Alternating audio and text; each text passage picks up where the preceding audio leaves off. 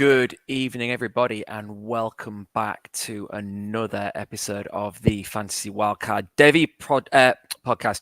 I am your host, Phil, along with my good buddy, Jack. And guys, it is exciting times. We are with you now on a Thursday night on our new adjusted in-season schedule because guess what? College football is back and back with a bang.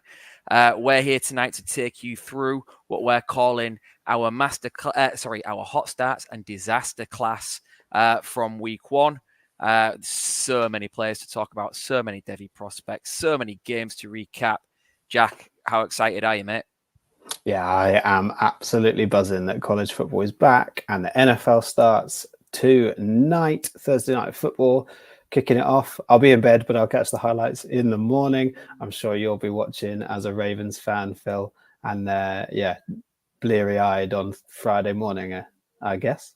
Yeah, back at work, kids are back in school, and what I need to do is I need to set the example week one, come in on the Friday after a Thursday night football game, foggy-eyed and really trying to battle through Friday. But it'll be worth it if we win, when we win.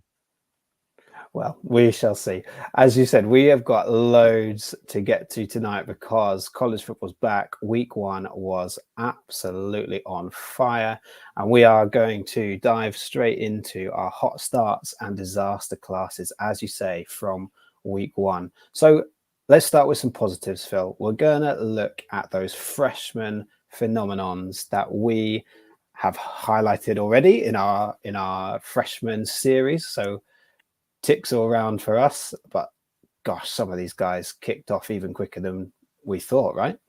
Right, absolutely. I mean, how much time have we spent this off season like highlighting the potential, but talking about that hierarchy and how these guys need to earn their way onto the field and that it might take some longer than others, etc., etc. Then they go out week one and absolutely blow us away with some fantastic performances that we knew was there talent-wise, but we didn't perhaps expect to see this early. Guys like Jeremiah Smith. Okay, yeah, we knew he was possibly the exception to the rule, but even then, he's in that incredibly talented Ohio State receiver room, and there was every possibility that he might have to bide his time. He got his first touchdown in the first quarter of that game. Dylan Raiola, the freshman quarterback at Nebraska. Ryan Williams at Alabama. First touch as a collegiate player, still at 17 years old, goes for a touchdown. Nate Fraser at Georgia was all over the field, and then there's countless others. I mean, you've said all four of Auburn's wide receivers in some amazing performances to shout us out. So tell us, Jack, as an Ohio State fan, what you saw from Jeremiah Smith, what translated that we'd seen on the high school tape and the huddle film that we'd looked at in the summer. Where did he win that you expected him to? Was there anything in his performance that really caught your eye as something you'd maybe not seen or expected? And how did he do? Yeah, I mean, it was just a joy to have college football back. Great to be watching the Buckeyes play again, playing Akron, so not the highest standard of competition, but like you say, week one, you want to see players on the field making plays and Jeremiah Smith really establishing himself as a starter. And we didn't really know that until, half an hour before the game, where he came out with the starters and he'd clearly established himself as a premier wide receiver in the room, which is great. Not that surprising in terms of talent, a little bit surprising in terms of his rawness as a college prospect. But the thing that struck me most was how comfortable he looked. He caught 6 passes for 92 yards and 2 touchdowns, and it looked like a stroll in the park for him. It looked like this level of competition. So good, like Akron, obviously not a P4 program, but still this is college football. It's a huge step up from high school competition. And he looked at home, creating separation. What I really loved, and this is really on show for his second touchdown, was his ability to separate at the snap. So his second touchdown was sort of like a 12-yard slant, something like that, where he managed to create that separation within half a second. And Will Howard, now not one of our high Devy prospect quarterbacks, I have to say, but he threw a lightning quick, accurate pass that dissected 3 defenders to hit Jeremiah Smith in the hands, and he caught it rock solid. Jeremiah Smith just looked like he'd been playing college football his whole life. Yeah, without a doubt. I mean, I got on X early and kind of shared with everyone that first touchdown. Like, yeah, you describe it as routine, but there's nothing routine about getting that space at the line and doing it the way he did. Like, he made it look routine, but it was anything but, and it's just an amazing sign of things to come. Like, the future is so bright. Like, we knew it would be. But it just begs the question, like, what type of stat line? So just for context, he finished 6 receptions, 92 yards, and 2 scores. Like, we talked at the start of the season about like what a good season for him would look like, and 500 yards has got to be the floor now, hasn't it? Yeah, I think so. And do you know what I heard today? 500 yards is about the record for a freshman wide receiver at Ohio State. So right, it's not like there's a particularly high bar, and that says something about the pedigree of earning your time on the field as a freshman. And I think 500 yards is going to eclipse by week 7. Potentially. Yeah, absolutely. Yeah. So yeah, great start from Jeremiah Smith, and would expect nothing less. Speaking of great starts, right? I ain't going to let you have all the glory over there at Ohio State. I want to talk about Alabama's freshman wide receiver Ryan Hollywood Williams.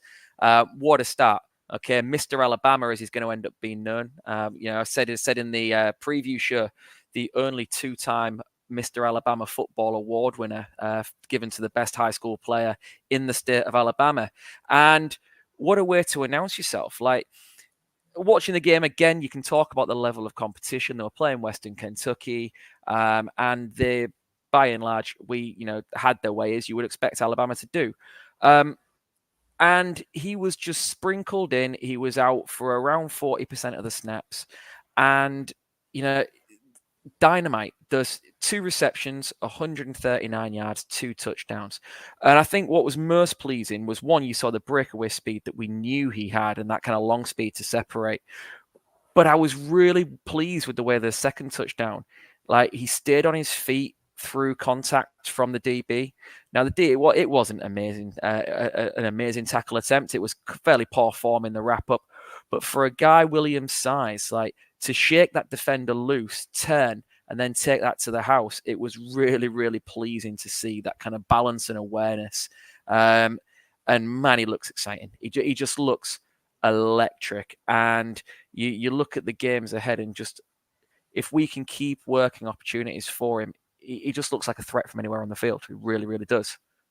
Yeah, he really did look electric. And we can't stress enough how much of an achievement it is for him to have got on the field. For any of these freshmen, we are going to talk about a ridiculous number of freshmen that force their way onto the field and can't be ignored. But it is a huge achievement, especially at a program like Alabama, to get on the field. He is 17 years old.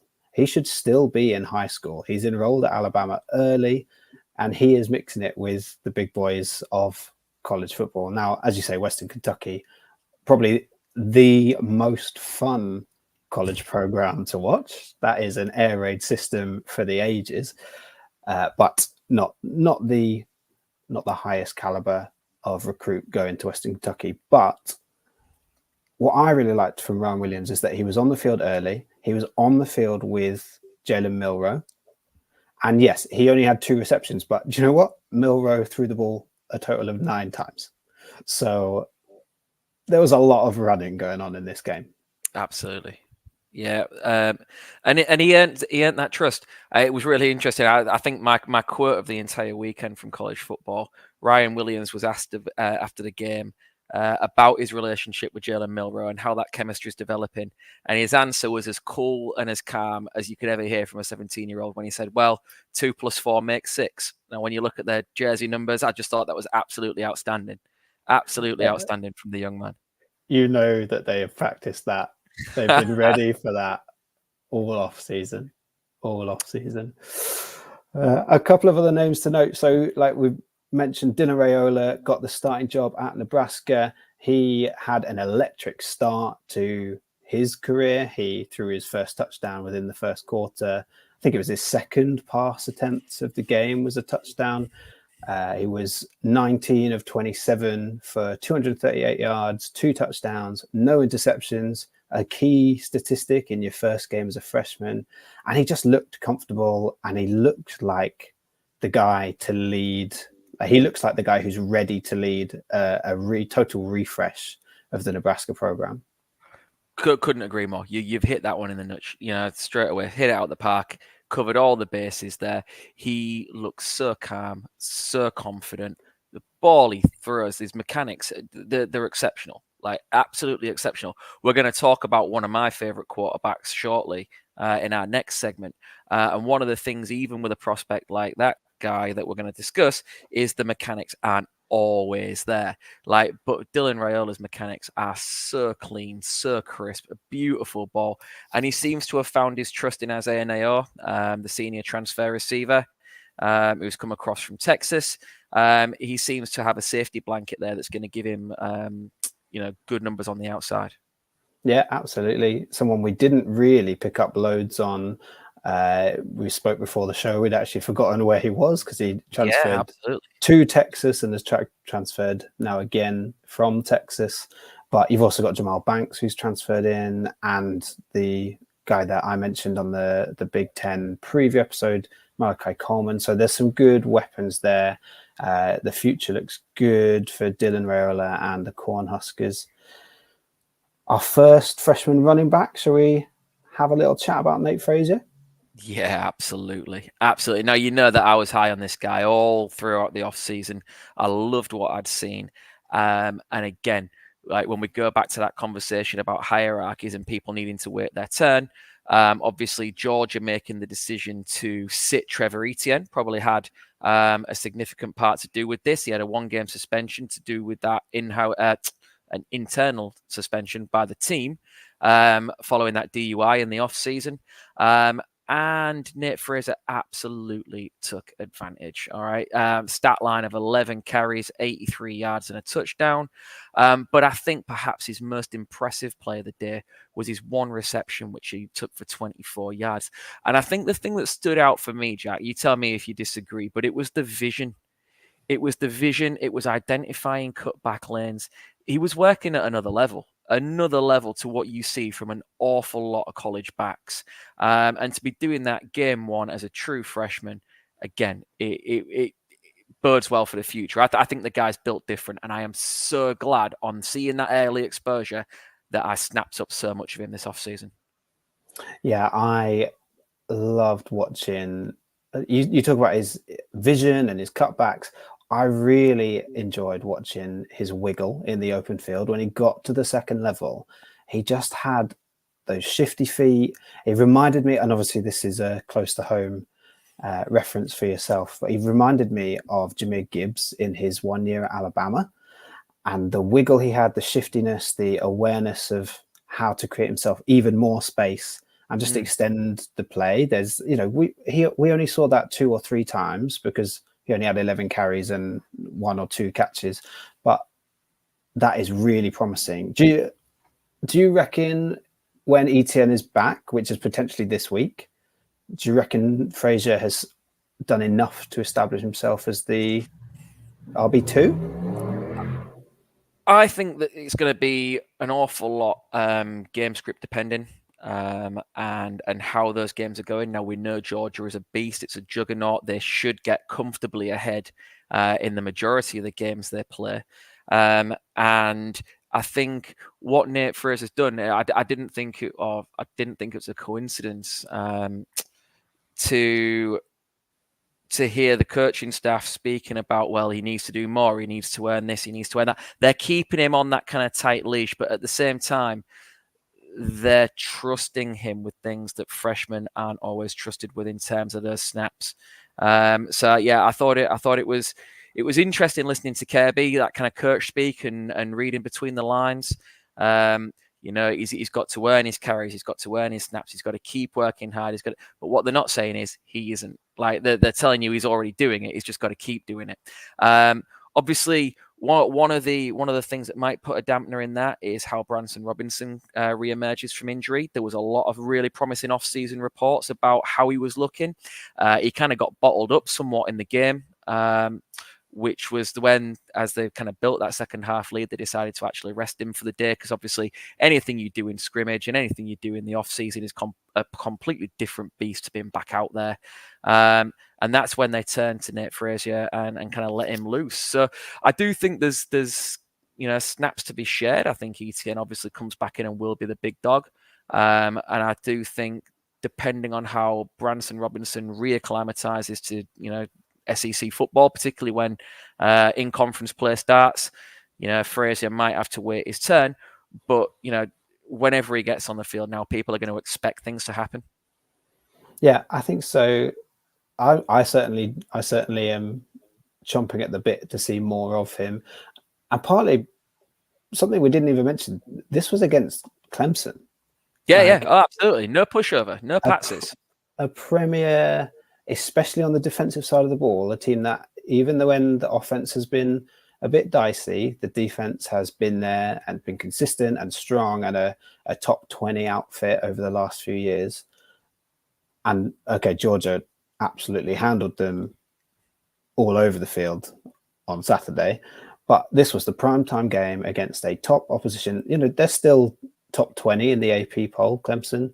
So he wasn't doing this against Akron. He wasn't doing this against Western Kentucky. This was against one of the ACC powerhouses. Absolutely. Future's bright. The future's bright. Now, I didn't see this next game, Jack. I'll be completely honest with you. Wherever my eyes can avert themselves from having to put themselves through watching Auburn, that's exactly what I choose to do. But you have decided you wanted to shout out all 4 of Auburn's freshman receivers. Yeah, this is a strange one, because I want to praise the scheme and how all 4 freshman receivers got on the field and earned targets. But I also don't want to give Peyton Thorne any kind of credit. But the 6th year, 7th year quarterback did have an absolute day. And Auburn just absolutely dominated. I think they scored 72 points to 0. I think that was the final score. So not an even matchup. But even so, going into this season, Auburn's wide receiver room was absolutely wide open. And so I think we expected the top recruit, Cam Coleman, to get on the field early. And then we had some kind of question marks over whether Perry Thompson would get on the field too. And there wasn't an expectation that we would see Perry Thompson, let's put it that way. But in this game, Cam Coleman caught 1 pass, 62 yards and a touchdown. Perry Thompson, 2 catches, 82 yards and a touchdown. Malcolm Simmons, 3 receptions, 91 yards and a touchdown. And even Bryce Kane got 2 receptions, 33 yards, no touchdowns. But bearing in mind, you're the 4th freshman receiver to get on the field and to demand the ball. That is just something to really look out for. I think in Devy circles, Cam Coleman and Perry Thompson, they're names that we've heard and we've spoken about. But we've not mentioned Malcolm Simmons before, or Bryce Kane. And it's probably Malcolm Simmons who's more interesting out of those 2. But the fact that all 4 of them are on the field this early, that's really good sign. That is really exciting and honestly quite refreshing, because Auburn need a complete kick up the backside as a program. Yeah, without a doubt. And, I'm loath to give them credit where it's due. But, Hugh Freeze has got the opportunity now to install that system. Obviously, when Peyton Thorne decides that time is up, or Father Time tells him it's up, he can't have that long left. Obviously, you've got Walker White waiting in the wings as well. And the more experience these receivers get now, they can help elevate him when it's his turn to step in, and take their QB role. So, yeah, it is encouraging for them, those pesky Tigers. It just makes it better that they'll get better and you'll still beat them. That's true. It's all about that playoff resume. Absolutely. So moving on then, Jack. Obviously, there were some absolute freshman stud performances. But let's take a little bit of a look at this next QB class, the 2025 QB class. Obviously, there are names that we've mentioned regularly on this program since we started recording back in January, for good and bad, and then the intriguing ones that we wanted to see. Perhaps we'd not seen enough. And we got a real scope. We got some pleasant surprises. We got some kind of affirmation of some of our thoughts and opinions that were beginning to form. And then some people really didn't help themselves. Where do you want to start? Who do you want to talk about first? Let's start with Drew Aller, because Drew Aller, we've said it the last few months, needs to prove that he can push the ball downfield, that he can progress through his reads, and that he can elevate this Penn State program, because he doesn't have the wide receivers around him that are going to catch anything he throws. Let's put it that way. Under new offensive coordinator Andy Kotelnicki, this offense looks completely different, and Drew Aller looks completely different to what we saw last season, and it was great. And it's one game. It's a one-game sample size, but more important than the statistics for this is that style of play and the almost let loose permission to push the ball down the field, to have. He also had a bit more time in the pocket, and he was complemented by an efficient running game, which we do expect from Penn State, but it is still really important to give your quarterback time. So Drew Aller went 11 of 17 for 216 yards, 3 touchdowns, no interceptions against a tougher level of opposition than a lot of big programs played this week. They went up against West Virginia, a decent side, good defense, and he really controlled that game. Yeah, no, without a doubt. I recorded a couple months back separately, and we looked at this QB class under the microscope of the Bill Parcells methodology. And one of the things I said Drew Aller had to improve for me to have any interest in him as a viable QB at the next option was his completion percentage. And 11 of 17, all right, gets him to that 65% threshold, allowing for rounding. I'll give him it 64.7, but I'll give him 65 for rounding. That's the benchmark he's set himself now. And I want to see that consistently, if not better, as the season progresses, in order to drag up that overall career completion percentage.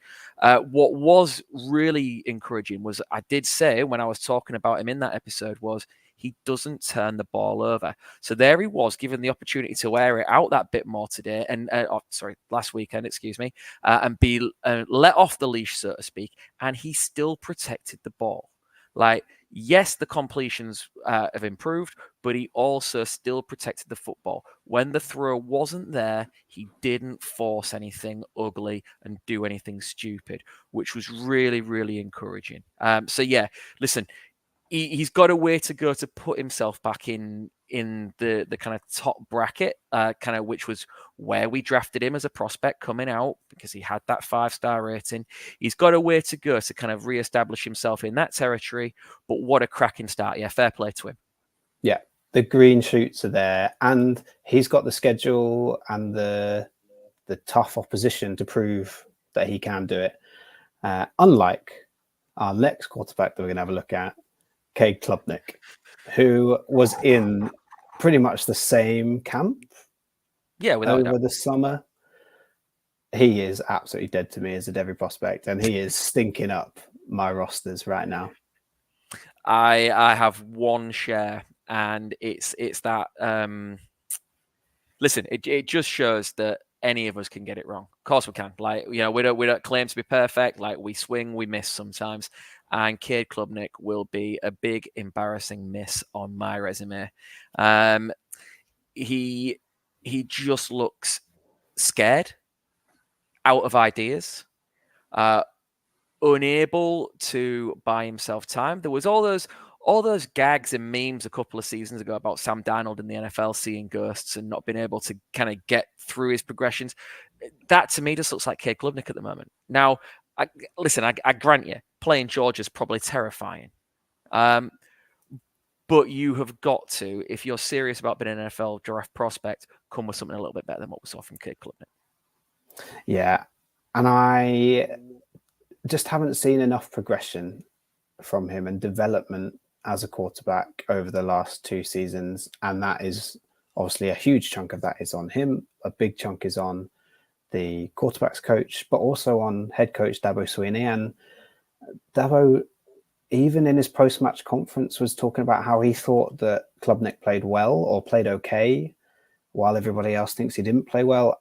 There's a bit of denial there. Clemson, as a program, are sliding away from that top table, and the refusal to, entering the transfer portal and bringing in a load of recruits wouldn't have meant that they could have beaten Georgia this week. But it would have given them a better chance of being competitive and supporting players like Klubnik with the right receivers. I don't know what to do with Clemson at the moment from a Devy perspective, because I don't trust Dabo to develop a quarterback well enough to support some of these high-end receiver recruits. And it makes me a little bit worried. Like Antonio Williams is a guy that I really like. I think he is going to be a really good receiver at the next level. But is he going to be drafted high enough? Because he's not getting the opportunity to show what he can do in college, because this offensive plan's not working. The best thing for me, it's really interesting you mentioned Antonio Williams, because it was great to see him back on the field, and it was great to see him making good plays. Like, the few shoots of any promise came through Antonio Williams, because let's be honest, Georgia knew that the game plan was to run through Phil Maffa, so they absolutely bottled up the only threat that he presented, which meant Klubnik had to try and go into the air. And the only shoots of promise came from Antonio Williams. It was brilliant to see him back on the field and making plays. But yeah, look, you mentioned Dabo's reluctance to use the portal and bring in transfers to support Klubnik, but even to light a fire under him. Like, the next guy I want to talk about is a senior transfer who's moved to another program and absolutely lit it up. And what's to say that Dabo couldn't have gone and brought in a Will Howard, who you mentioned earlier, okay, and really pushed to try and develop the guy at the top of his roster? Because what's more worrying, perhaps, is what's behind Cade Klubnik's not pushing him. So where's his drive to develop?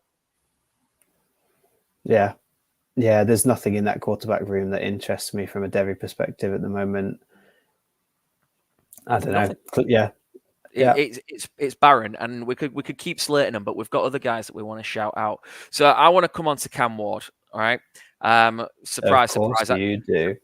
Of course, I want to talk about Cam Ward. Now, look, just to be completely clear, Cam Ward was someone I wanted to put on people's radar out of potential, and to see if there was an emerging trend or pattern, obviously in my Jaden Daniels experiment the year previous. And I did say that, we'd need to see certain things from him, but maybe he was someone we shouldn't be sleeping on. Well, if you want to announce yourself to your new team and push yourself back into that potential QB1 race, like, what a way to do it. What a way to do it. Primetime slot against an in-state rival in a big rivalry game at their place, not yours. So he went into the swamp and he absolutely put a licking on Florida, who, by the way, looked awful, but that's not what we want to talk about right now. We want to give Cam Ward credit where it's due. So tell me what you saw from him, Jack.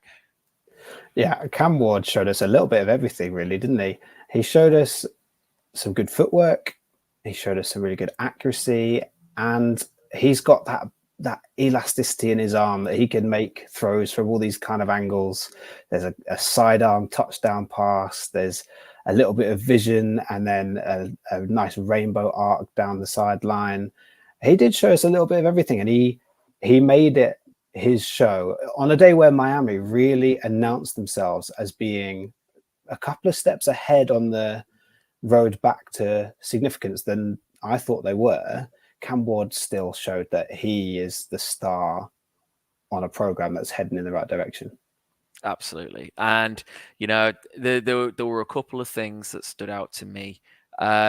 If you've not seen it yet, folks, all right, this evening that we're recording, Wednesday, I have reposted an awesome thread by one of the best college content creators across this side of the pond in the UK, Jack Brentnell. He's put together a clipped kind of thread of Cam Ward's All-22 film from the weekend, the good and the bad.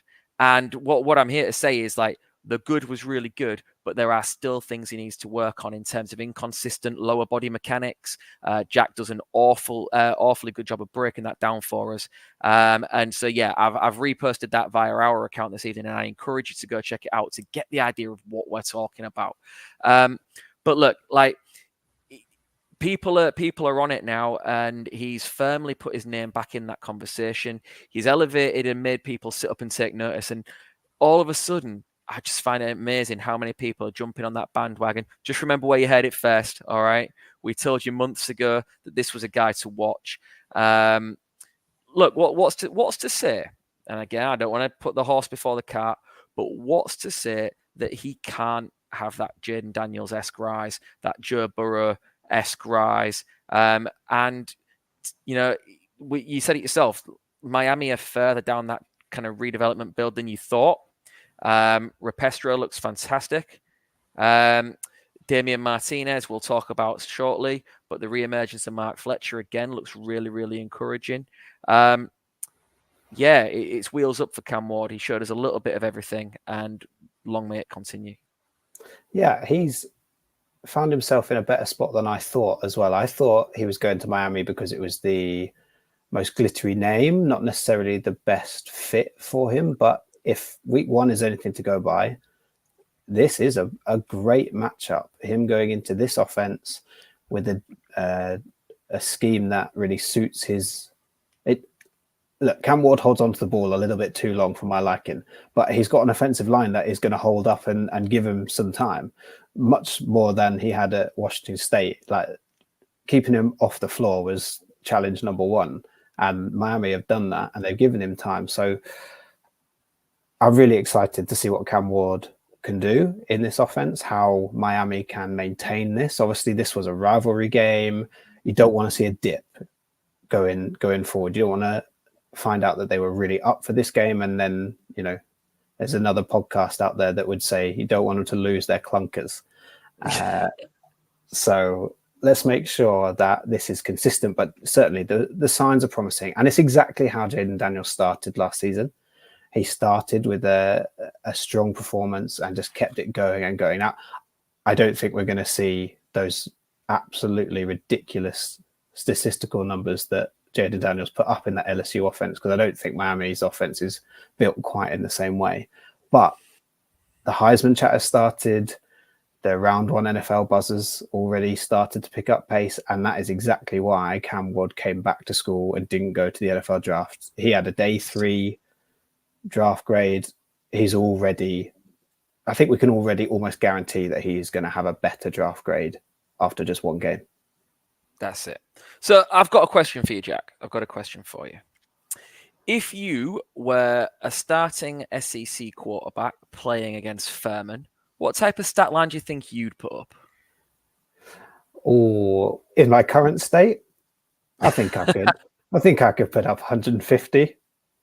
So what I want to know is, how impressed should we be with Jackson Dart's performance last weekend for Ole Miss? Okay, just to give you the stat line and give you a couple of scores. So Jackson Dart was 22 of 27 for 418 yards and 5 passing touchdowns, all within the first half. He didn't come out and play in the second half.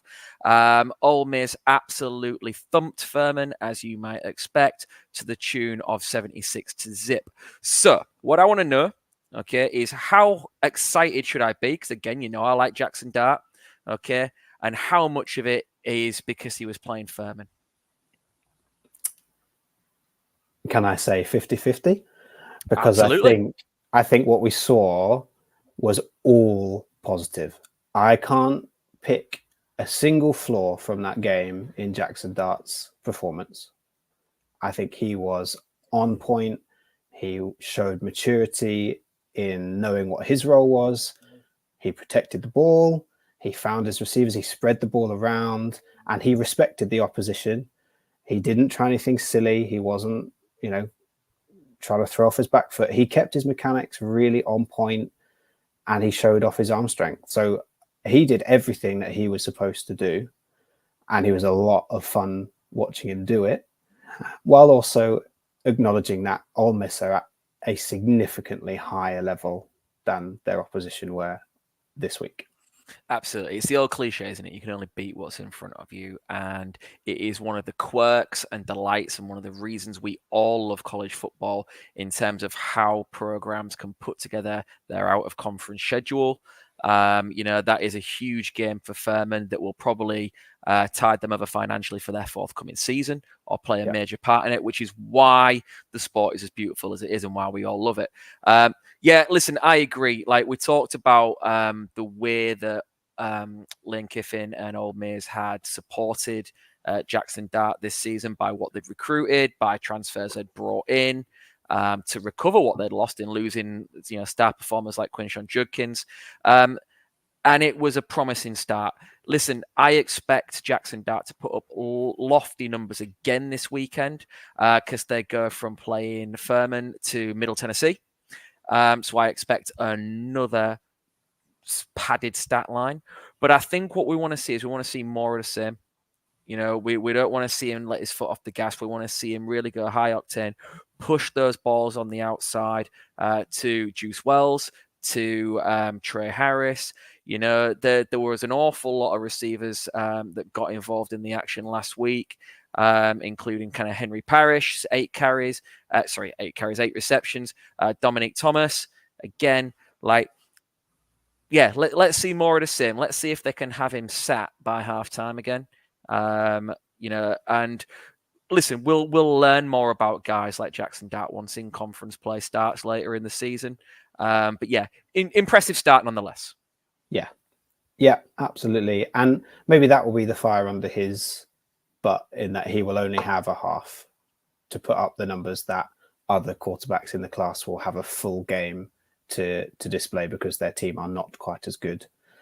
Speaking of Shedeur Sanders, how are you feeling about the Colorado QB and the inevitable QB1 conversation that started as soon as he threw one pass? Listen, he played well. He played well. It wasn't perfect, and again, I'm not being a poo-pooer. I'm not quick to down talk what was an excellent performance.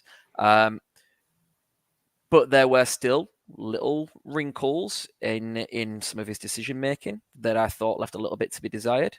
The incredibly unusual turnover, the interception thrown in the end zone that bounced off the DB's kind of back feet as he fell into the end zone and then bounced up to one of his teammates. It was incredibly unusual, and you might say unfortunate, but it came off a really poor throw on third down. And listen, it was in the minority because there was an awful lot of good throws. He used a long time in the pocket, but made good decisions, pushed the ball into good areas on the whole.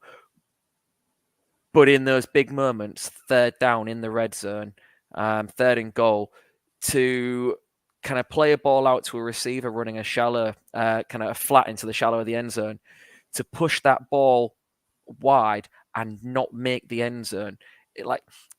That for me still got to be better. Let's just tell it how it is. If that was a game on the line type drive, that's a concern. And I think just because of the stat line and because of the awesome performance by Travis Hunter, it perhaps has been swept in this kind of tide of Shedeur Sanders QB1. What I will say is, if he strings together another couple of performances like that, then never has a truer word been spoken than what you said in the summer, Jack, of get out and sell high. Because I do think we could still potentially be convincing ourselves he's something he's not, when the sensible smart moves the Devy player, which is ultimately what we're about, would be to take the haul and reinvest.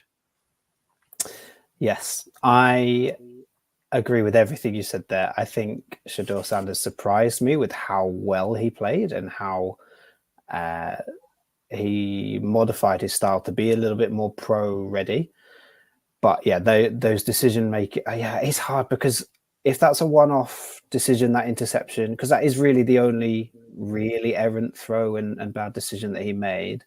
If that's a one-off, then that's fine. But if that happens in 50% of his games this season, that's too big a red flag for the NFL, and he's not going to be a first-round quarterback if he can't cut that out completely. He can probably afford one or two more lapses of concentration like that in the season. Otherwise, there's going to be some big question marks. But I am happy to be proved wrong. Again, I am not investing in Shedeur Sanders. I don't have any shares of him because he's too expensive. I would absolutely be selling probably after this week. They play Nebraska. They're going to be on everybody's telly. Everybody's going to have eyes on it.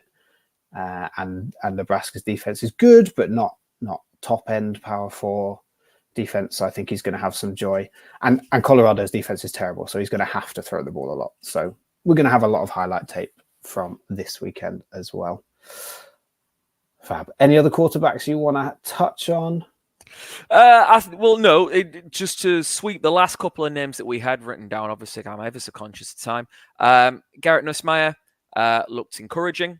Again, I'd like to see more moving forward. But 304 yards, 2 touchdowns to 1 interception, looked good. And then someone who perhaps didn't look so good. All right, Connor Weigman at Texas A&M. Listen, Texas A&M looked poor. That was a poor showing from both teams in that game. But Weigman really didn't give us a great deal to write home about. 12 for 30, 100 yards in the air, no touchdowns and 2 interceptions. It was about as bad as it could get. I feel for the kid because he's had 2 injury-riddled seasons. He's come back in this year into a new offense. Obviously, it's the Mike Elko era coming in after Jimbo Fisher. He's going to be the face of those changes, and right now it looks like it could be a slow burn. Yeah, I'm giving Weigman a little bit more of a pass than someone like Klubnik because he was up against, like you say, he's come back from multiple injuries. He's in a new offense and he played against an elite Notre Dame secondary. So his receivers and he's lost his best receiver. Evan Stewart is no longer there. His receivers weren't getting open, but it was a shocking performance. But anyway, the contrast there to the LSU USC game, which was a joy to watch, seeing Nussmeier cut up the defense, but also Miller Moss. Miller Moss is someone who I was slating in the summer, someone who I didn't think would hold on to that starting job, but he fits that offense perfectly on early viewing. So another Devy name to probably throw in there, one that we've not really mentioned, one that I have disrespected, and I apologize, Miller Moss. If you are going to dime like that, I am back in. Absolutely. So, obviously, we've just kind of lovingly panned Connor Weigman. We've said it's not all his fault, but there were some other positions who really, and players that we know on Devy radars, who really kind of came out this week, chest pumped, really give it the big one of those and said, I am that guy. Listen, we know who these people are because they're no secret to Devy players. And their stat lines this weekend were absolutely awesome. Not just the stat lines, but the actual performances as well were simply dominant. Let's just shout out a couple of those big names. Yeah, absolutely. If you didn't see Ashton Jonty's tape from this weekend, then I don't know what you were doing because it was everywhere. 6 touchdowns, 267 yards. I mean, he also got 3 catches for 4 yards, but I don't know how, you could spin that either way as a Devy prospect. Oh, he's getting catches, all for dump offs for no yards. But man, he absolutely obliterated Georgia Southern. and he just ran through over around everybody. It was insane.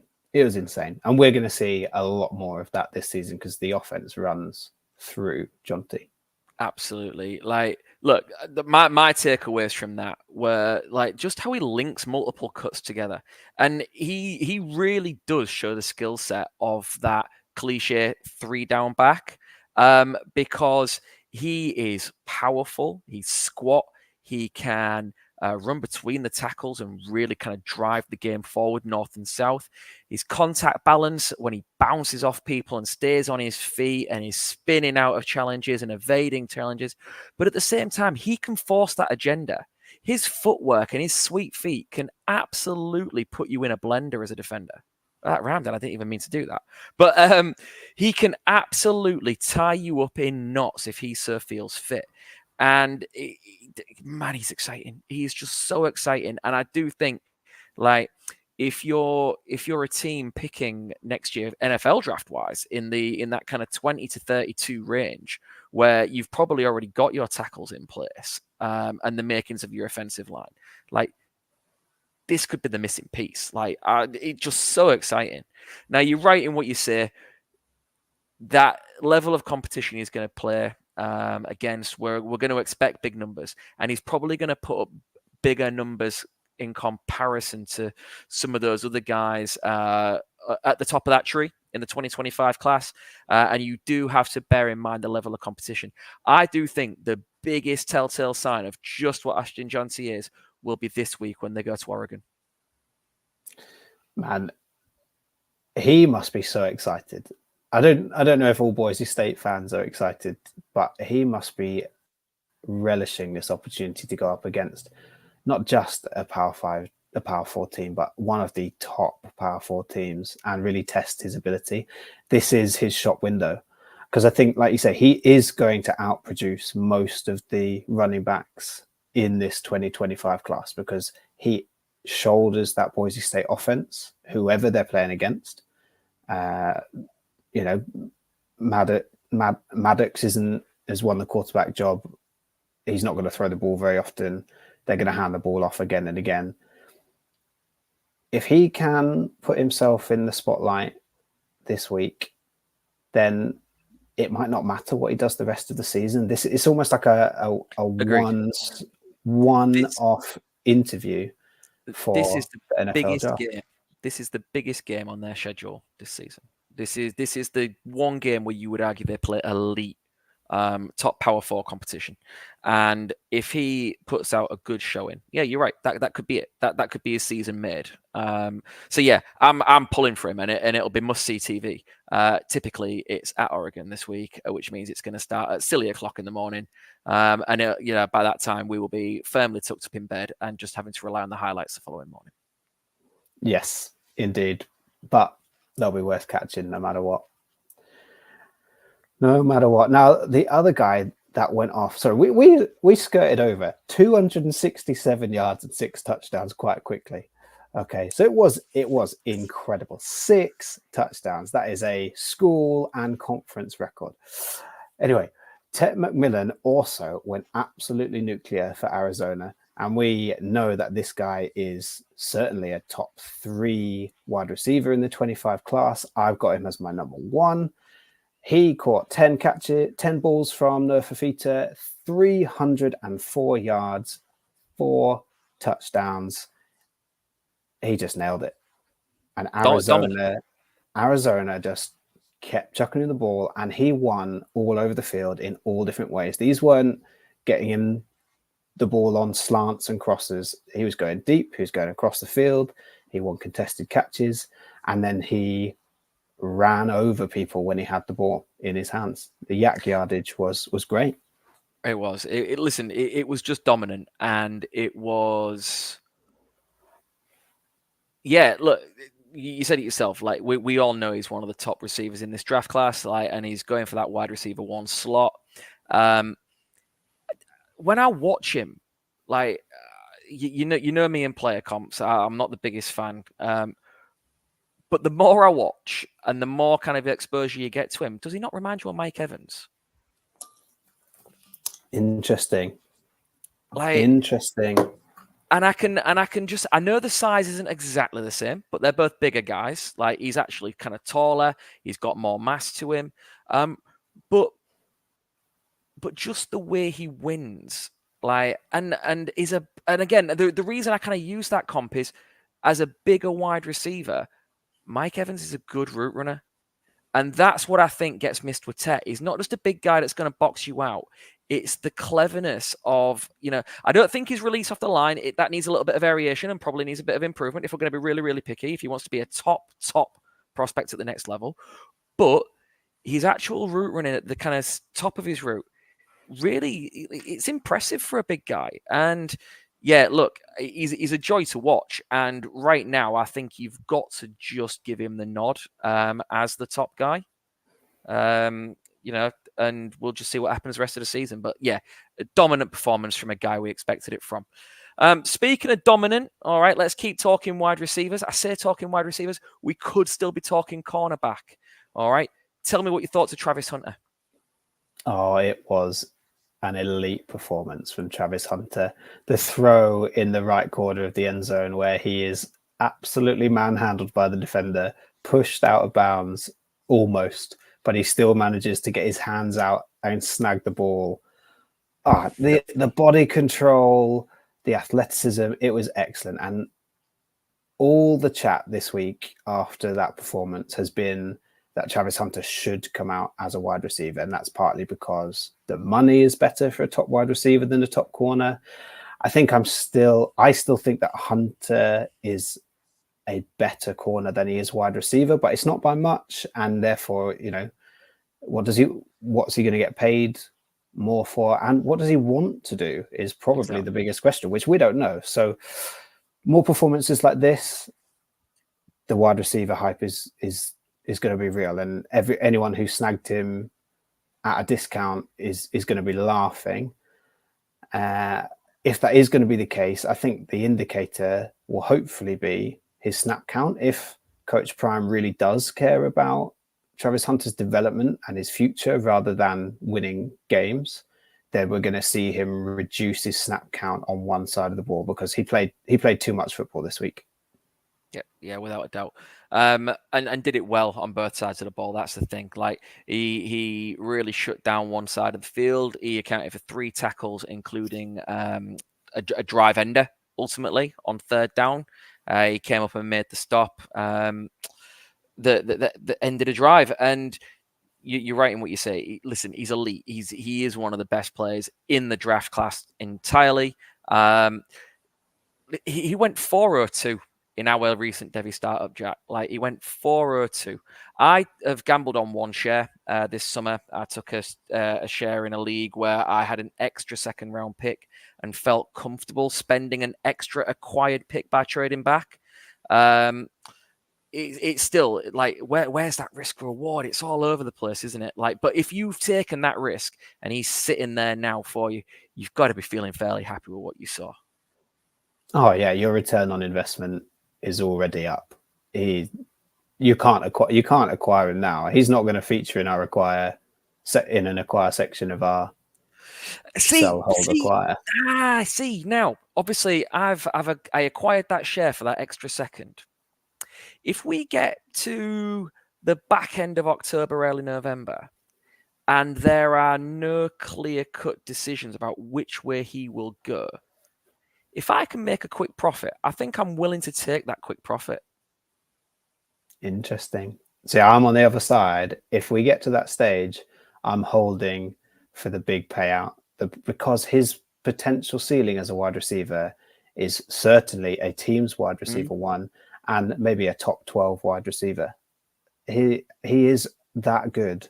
The only question mark is what position he'll play. And if I've held him that long and I've got him that cheap, Travis Hunter is exceptional enough a talent that I am going to gamble on the outcome. So it'll be interesting to see where we sit. Absolutely.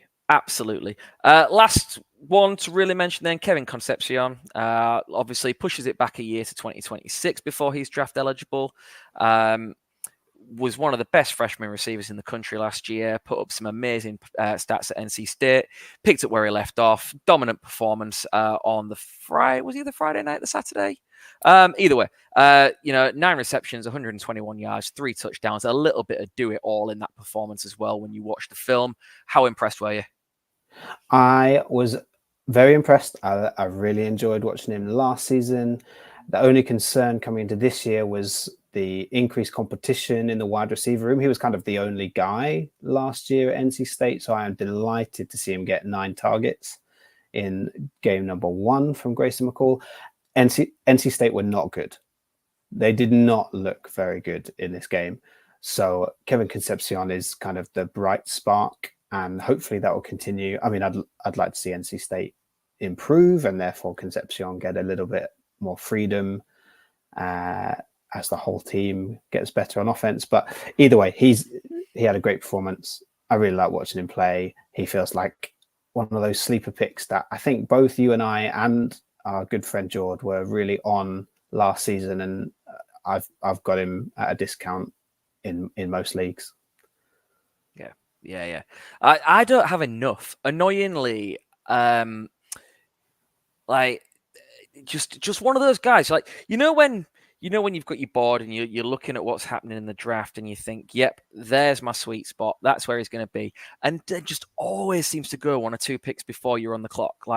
And it doesn't seem to matter where I felt. It's just one of those guys that just never seemed to fall my way. So I don't have enough. I think I've got 1 share, and I'm going to treasure that 1 share because he's exciting to watch. And he played very, very well. He's definitely up there with your Carnell Tates for those leading guys in that 2026 class. Mm-hmm. So obviously, not everyone could be as dominant as the guys we've just mentioned. So let's have a little look at some causes for concern. And just simply, I'm gonna throw the names out there, and just nice and quick, Jack. Tell me, are we concerned or are we not? Okay. So I'm going to start you off. Quick fire. Evan Stewart. Should we be concerned? I'm not concerned. He only had 3 receptions for 15 yards. That is a very disappointing stat line. Dylan Gabriel delivered a McDink offense all day long. Everything went to Tez Johnson. Tez Johnson's average depth of target was 0.5 yards. So, it was McDunk, whereas Evan Stewart's 3 receptions gave him an average depth of target of over 13 yards. It was a conservative game plan. No, I'm not concerned. Let's see how the next few weeks pan out. Absolutely. Okay. Next one. Listen, I'm not concerned about this one because I don't view him as a realistic Devy prospect anyway, as we know. Tell me what you think to Donovan Edwards then. Should we be concerned? We should be very, very concerned. I spoke in the last episode about Donovan Edwards and how he was kind of in a polar opposites camp. He was either owned by someone who thinks that he is going to bounce back into the top end of the 2025 running back class, or we call those people fools, by the way. We call them fools.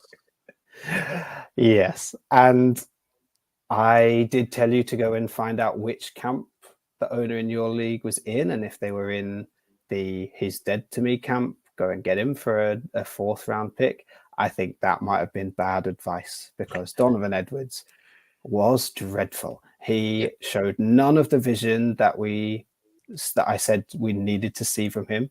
We didn't see the cuts through the offensive line that we need to see from him because, we didn't even see the production. What am I talking about? Last week, I was saying he's going to produce numbers because he's behind a good offensive line.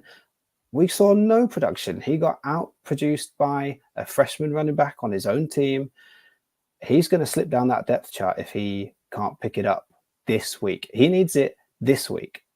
He's not got a short leash.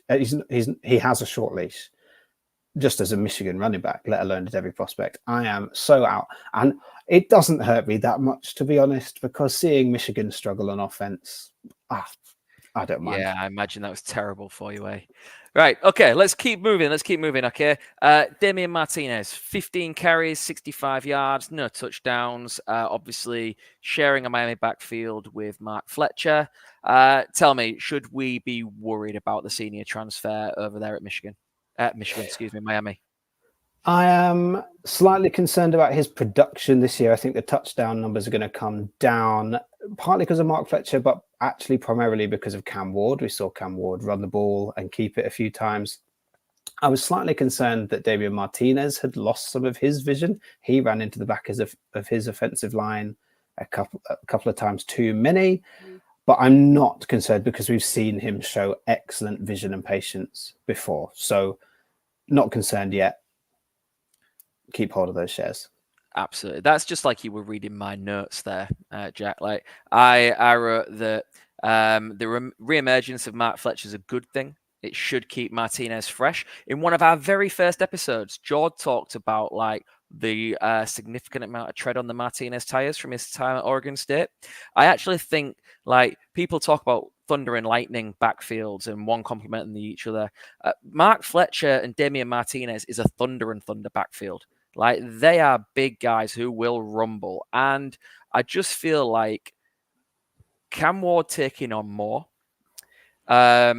with Mark Fletcher's reemergence as well, just gives Martinez maybe the opportunity to, if he can be more effective in the carries he gets in the weeks ahead, to actually keep himself fresh, which won't be a bad thing for him. Ultimately, he put together a really impressive tape over the last couple of seasons at Oregon State. That means I'm not worried. If we can keep him fresh, then I'm all for that being a good thing. Yeah, and he's still got 65 yards on the day. He still dominated the snap share at running back. Yeah, I'm not worried. And if it was Good Morning Football, laid an absolute angry run style lick, he would be carrying the angry run scepter this week for absolutely knocking that Florida defender into next week. That guy's still picking his teeth up.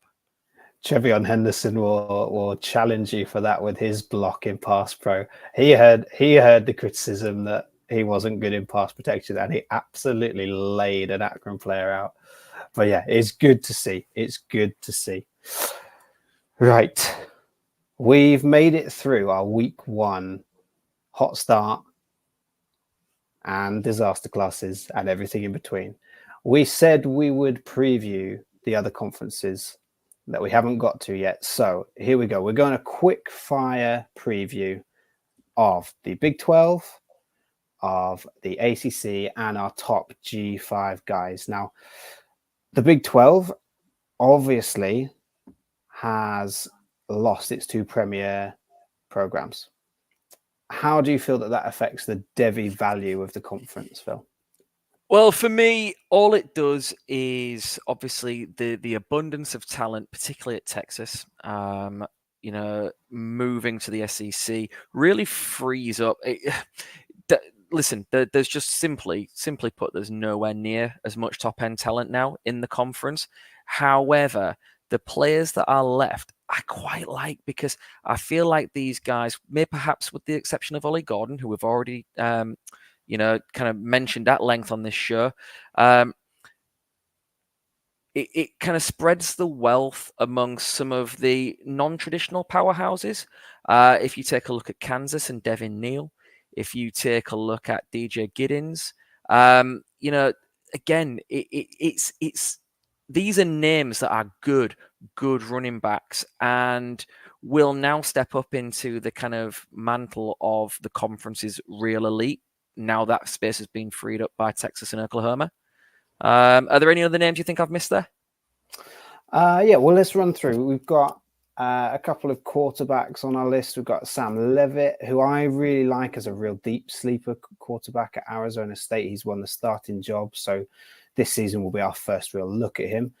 Josh Hoover, who has he won the quarterback job. He did really well at the weekend. He won the job at TCU last season, and on Saturday he was just zipping passes in.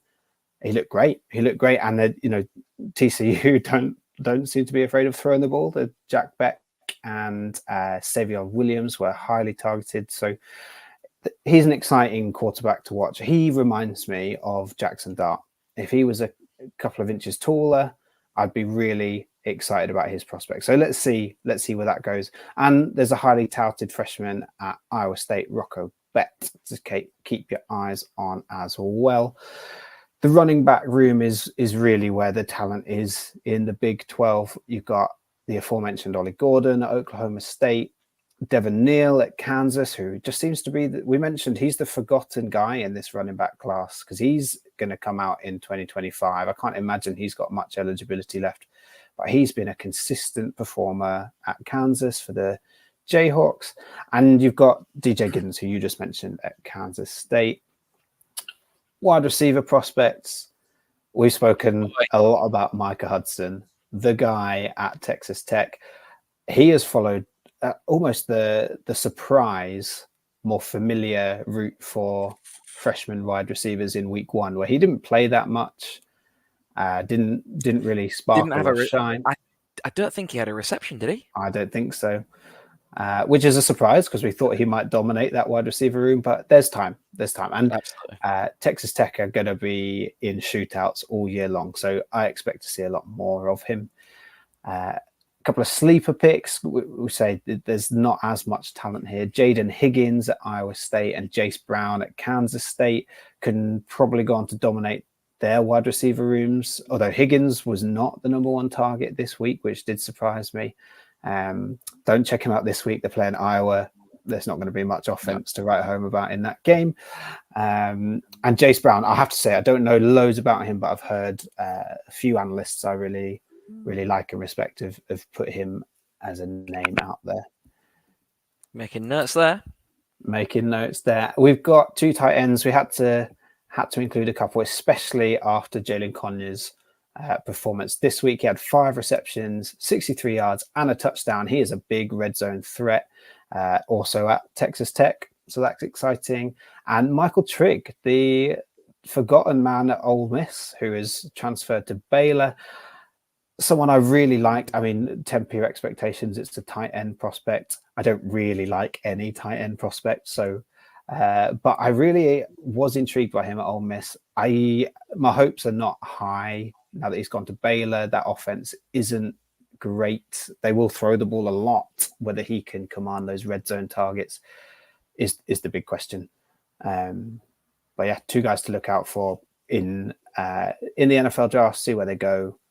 Don't go out acquiring them with any Devy picks or any of your Devy players, unless you've got Donovan Edwards to spare.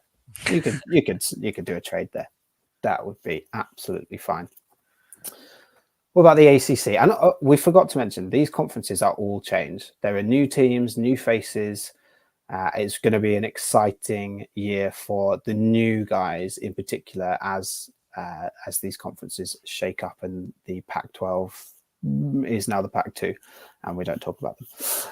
So the ACC, the quarterbacks to look out for. I think, Phil, you've done us a great job on Cam Ward, and people will know who he is. He's the headliner, right?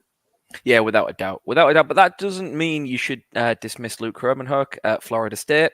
Really talented incoming freshman. Florida State are going to take a while. We saw that last weekend and then last night. There's work to be done before they can consider themselves playoff worthy after last season. But Luke Romanhoek has all the tools of a talented passer who can lead them back in time. Grayson McCall is incredibly exciting. I think the transfer to NC State is really interesting. He is dynamic. He will air it out. He will put the game in the confidence of his arm, and is great fun to watch. Whether I'll be honest, I kind of see him as nothing more than this might sound a little harsh because they're very different in play style, but a similar career arc perhaps as someone like Sam Hartman. Might stick around, might be a practice squad kind of guy. But look, you never know. And once they land on a roster, they only need an opportunity and a way they can go. But yeah, Grayson McCall is, if nothing else, it'd be great to have as a late round dart thrower because he's so much fun to watch on a Saturday. Yeah, and the NFL, Brock Purdy was a nobody, and he has become a superstar. 6th round pick, someone who showed us nothing at college, and Grayson McCall's a better college quarterback than without a doubt. And I would say eyes on Croman Hoke, see if he can take the starting job away from DJU, because he is absolutely dead to us as a Devy prospect and potentially dead to Florida State as a starting quarterback after the last 2 games. And of course, Cade Klubnik also plays in the ACC. Well, plays might be a strong word for what he does. I'm going to throw one more name in there, Jack, before we move on. And it's not my Alabama bias, I assure you. But Eli Holstein, who transferred out of Alabama, moved to Pitt, got his job as a starter and put up some blazing numbers in week 1 and showed just why Alabama were interested in him in the first place. He's one to watch. Listen, he's had 1 starting performance. We need to see more. We need some consistency. But he's certainly Pitt's best quarterback since Kenny Pickett, and probably even before that. And he will be interesting to watch as the season progresses. Just hold that name in the back of the memory and come back to us later and see what you think. As soon as you said that, I knew who it was going to be. I knew Holstein was going to be on the tip of your tongue. He was great. For college fantasy football, he is on everybody's waiver wires right now. People picking him up all over the place because he has come out of nowhere. Okay, again, another conference. The ACC is another conference where the big hitters are in the running back room. And that is Damian Martinez, who we mentioned at Miami. Amarian Hampton. Talk to me about Amarian Hampton. Right. Okay. Violent north-south runner, bigger, more physical running back. I am high on the skill set. I do think there are things he needs to improve. My biggest worry this year is he's North Carolina's offense this year. They have got nothing outside of him. And my fear is that they run him into the ground. He picks up an injury or gets banged up through misuse.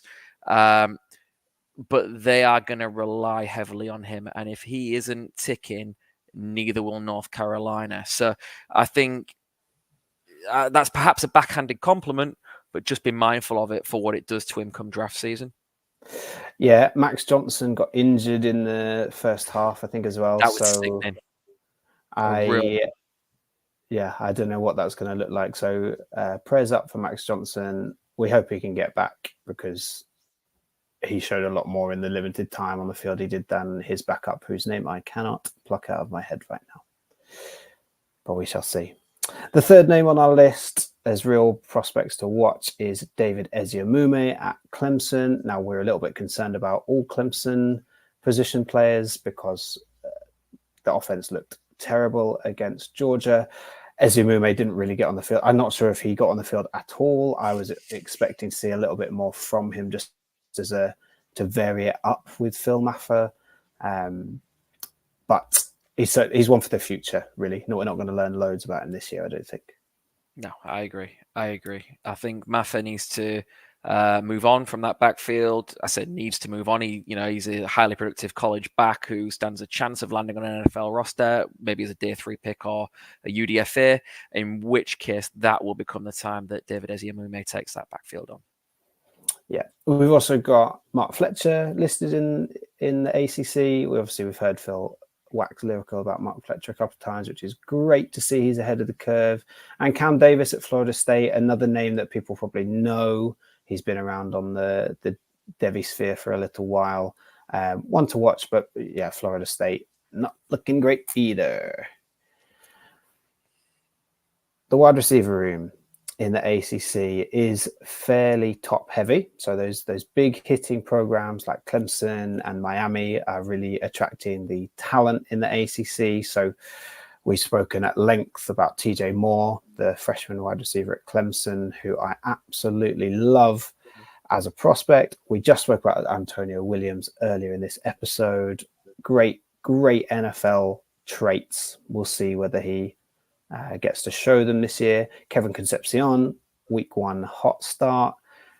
See that continue. And Jojo Trader, the freshman at Miami. Again, we've touched on this guy a little bit. We won't see very much of him this year either, I don't think. But they're definitely the names to watch in terms of wide receivers. Anything else to add?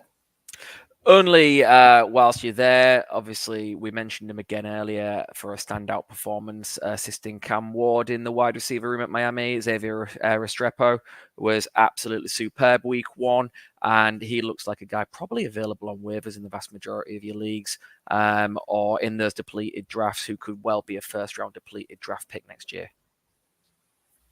Fab. And then we have a tight end / wide receiver hybrid at Syracuse, the gentle giant Oronde Gadsden. He is their passing offense, and with Carl McCord there, that's a good sign. Carl McCord got off to a great week 1. Not that I'm only highlighting Ohio State and ex-Ohio State players. Gadsden as an NFL prospect. Yeah, why not? Listen, people are looking the kind of shift with more teams in the NFL playing 12 personnel. There were 5 teams who eclipsed 30% formation alignments in terms of using 12 personnel, and I expect that to go up this year. People are looking for ways to create mismatches through the tight ends in that 12 personnel formation, and Oronde Gadsden gives you the ability of not just being a jump ball guy, but being a savvy route runner as well for a tight end. He uses his hands well, he uses his body well to create separation. And yeah, look, there's developmental traits because tight ends at that next level need to perhaps show a little bit more blocking than Gadsden has so far. But he's the type of guy that just give him an off season in an NFL weight room with NFL coaches. He's got the skills that can't be taught and can work on ones that can be taught. I love that. I think that's a great way of summing him up, because I've seen nothing from him as a blocker, if I'm totally honest, and seen a lot of him as a route runner, and I really like it. I like his hands. He's a big red zone threat. He's very athletic, which is great as a receiver. If he can translate some of that into the blocking game and add a bit, that'd be great. Absolutely. Perfect. Now, our final conferences to group together are your group of 5 and independent schools, because there are not loads of examples of many G5 players being NFL fantasy relevant in the NFL, especially in the modern world of the transfer portal, because if you perform really well at the group of 5 level, you can usually get yourself a transfer up to the P5, now the P4. But there are exceptions to that rule. And also, G5 football is absolutely brilliant to watch. So don't be turning your nose up at G5 football. However, there is only one quarterback prospect that I want to talk about, and it's Caden Salter. The Liberty quarterback entered the transfer portal this year off a brilliant season, to be perfectly honest. He had a great 2023, and he withdrew his name from the transfer portal because he didn't have the offers that he wanted. He got some Power 4 offers, but none that were as exciting as coming back to Liberty and continuing the project. Now, part of that maybe comes from the attraction of the group of 5 playoff team guarantee. So Liberty have a strong chance of contending for the playoffs, which is obviously you want to be the quarterback that leads your team into that for the first time. Liberty have not taken part in the college football playoffs before. He is lightning quick. He's so fast. He is a running quarterback who can pass, but his top skills are with his legs.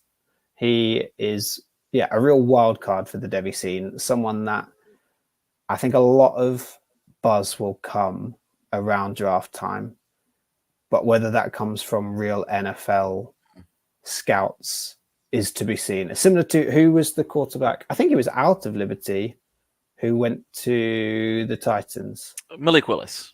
That he was at Liberty, right? Correct. Yeah. Yeah. So I think he'll get late buzz, but that doesn't really matter on the Twitter sphere. What matters is whether that is shared by NFL scouts. I kind of feel like he's one of these prospects where there will be a distinct difference in thought process between traditional Devy players and C2C players. Because for C2C players, this is a guy who won you your championship last year on the college side of the ball. Yet, as a Devy prospect, we're still looking at the FCS level of play. We're looking at projection simply from an NFL point of view. And I do feel there will be loggerheads and differences of opinions on him. And the only way we'll see is with time. Yeah. And I don't think one thing going against him is the Trey Lance experience. Someone who, again, was a real threat with his legs, a slender guy. Salter's pretty slender. And obviously Trey Lance didn't work. He wasn't durable enough for the 49ers, and now he just doesn't really have an opportunity. So we'll see. We shall see. One guy that we don't really need to talk anymore about is Ashton Jonty. He's obviously a Devy prospect now. He's firmly set himself in the NFL scope. I think we'll cover Jonty. We've covered Jonty. I don't think there's anything else to add that we've not already said. Then you've got that trio at Notre Dame. And what's interesting is we've spoken about Kedron Young. I don't feel like we really need to touch too much on Kedron Young. We talked about him in our incoming freshman series. But tell me a little bit about Jeremiah Love. He's a name that I like. Yeah, so all three of these guys are on here because I don't really know how to place them. I don't know how they're going to shake out in Freeman's offense. I think Notre Dame are going to be very good this season, and I think they're going to run the ball a lot. So I don't feel like I've got anything that I can firmly say about Jeremiah Love or Jadarian Price at this moment in time, but they're definitely names that I want to watch. I think Notre Dame are going to be on our screens a lot more than maybe we thought. They're names rather than prospects I've watched a lot of. Cool. No, but it makes complete sense. It makes complete sense because they're also coming from a stable running back institution that turns out consistently good running backs. And you're right. I think they've got skill sets from what I read that complement each other. Like I say, we've watched a bit of tape on Kedron Young. I believe Jeremiah Love does a little bit more of the pass catching work. And Jadarian Price does a bit of do it all. So yeah, let's watch and see. Yeah, let's watch and see. Kedron Young is the absolute bulldozer in that room. He's the one I'm most excited for. But Jonty obviously heads up the best of the G5 and independent running backs. And it's kind of similar in the wide receivers. There is one absolute superstar, and that is Torrey Horton at Colorado State. This guy, you speak about CFF league winners. This guy is the wide receiver one the last 2 seasons, I think. He is electric. Now, obviously, he's playing weaker opposition, but he is someone I really like as a sleeper pick that is going to rise up draft boards this season. He is highly decorated. Obviously, he is the superstar of the G5, not just of Colorado State. He is the main wide receiver. He is the guy that people want to watch. He's super productive, highly decorated. He's good. He's a lot of fun to watch, and Colorado State are going to be a lot of fun to watch as well. Yeah. No, listen, I agree. I'll be honest, I haven't seen loads. I don't watch a great deal of Group of 5 football, but I did see him absolutely stand out in the rivalry game against Colorado last year, where he had an excellent performance and really kind of announced himself to me in kind of greater detail. And I do feel like we've talked a lot about sometimes ignoring running back production and looking at the tape over the numbers to really form your evaluation. I kind of feel like sometimes you can flip that on its head with the receivers. Like wide receiver production at any level comes because the receiver is doing the right thing. You've still got to run the routes. You've still got to get open. And you know, I will make it my mission to watch a little bit more tape on Torrey Horton moving forward. Yeah.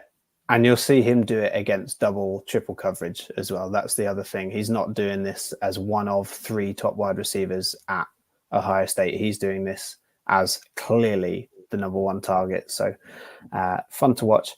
Ricky White, also a really fun prospect to watch. Last season, he actually had a almost non-existent week 1. So Maybe hold your horses on that one, but a really fun, shifty wide receiver. He was at Michigan State, so he has some high recruiting pedigree going there, and he's had I think 2 really productive years at UNLV. Hopefully a third one coming, but we'll see. I also love the image selection for you there, Jack. Looking at him going up over a Michigan corner, not just any Michigan corner, but perhaps the best corner in the NFL draft, maybe the best cornerback in the country at the moment. You just wanted to get that one in there, didn't you? A complete happy coincidence to find that at the top of the Google image search. The last name we've got listed is Jaden Greathouse out of Notre Dame. He's a 6'1", 215 pounds, huge receiver, physical. He ticked off a couple of the Campus to Canton year 1-0 boxes very early last season as a freshman, and then kind of faded down the stretch as Notre Dame went back to running the ball almost exclusively. So he was a high 4-star wide receiver. He's got the talent, he's got the traits. Whether he's in the right system, we'll see. But a name to watch. Definitely a sleeper still, though. Sorry, fantastic, Jack. You've put an absolute blinder together there, pal. Yeah, superb review of those other conferences. Yeah, we're sorry it's not as long as our beloved SEC and Big Ten, which is absolutely ludicrously named the Big Ten.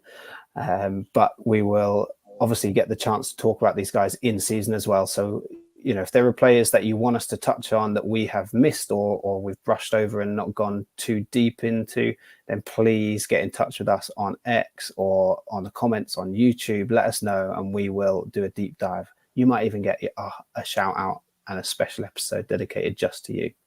So hit us up with those. Phil, we've gone on long. Let's do a quick return of sell, keep, acquire, and then we'll let these poor souls get to bed. How's that sound? Sounds good to me. Right, kick us off. You are acquiring the Stanford receiver, Elic Ayomano. All right. Listen, redshirt sophomore, powerful frame, burst and long speed. Really quick to separate on slants and in-breaking routes. And he's an excellent possession receiver. 6'1", 210, which are verified measurements as well. Powerful and elusive. And I just feel like he has got the traits that still need some refinement and some development, but that win at the next level. Last week, 102 yards on 7 receptions.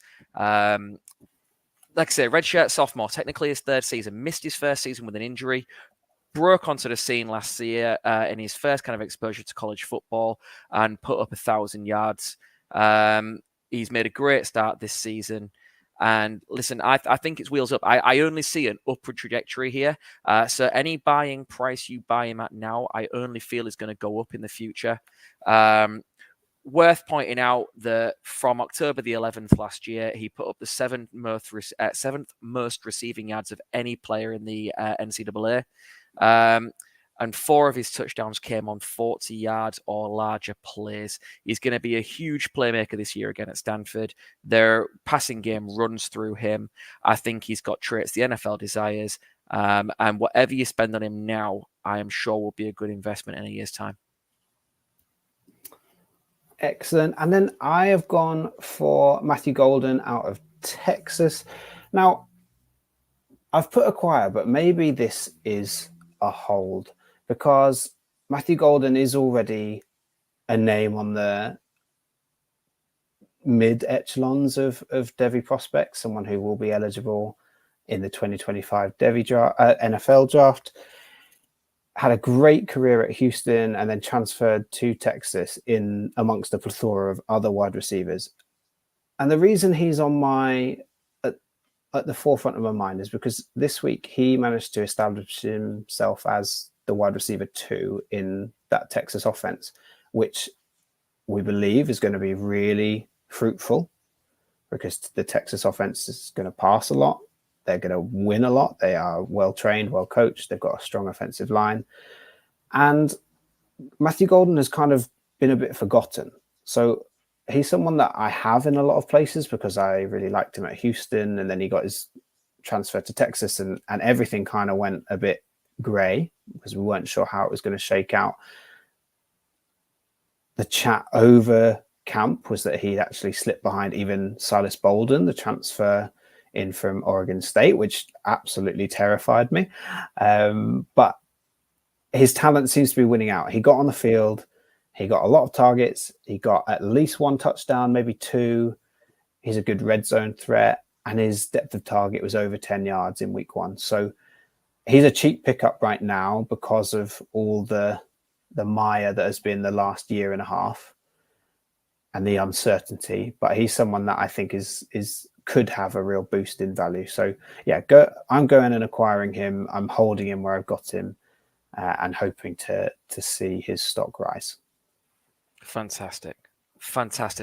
Okay, well, listen, it has been an absolute mammoth of a show. We have covered our hot starts and disaster classes. We have taken you through the other conferences and made you aware of some Devy relevant names. We've looked at the I am hymns and whether or not certain guys need to show us a little bit more.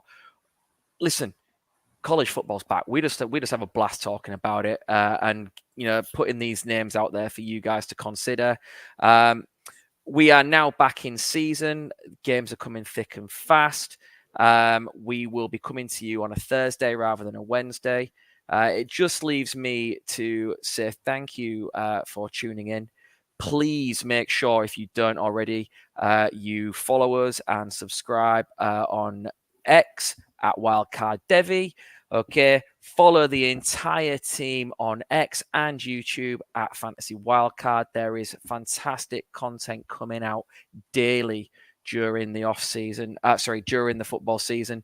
Okay, we've got the DFS guys back on a Wednesday. All right, we've got the Dynasty show, the Rewind show. There's just so much goodness for your ears, but stick with us for everything Devy on Thursdays. Jack, until next time, my friend. Enjoy week 2, everybody.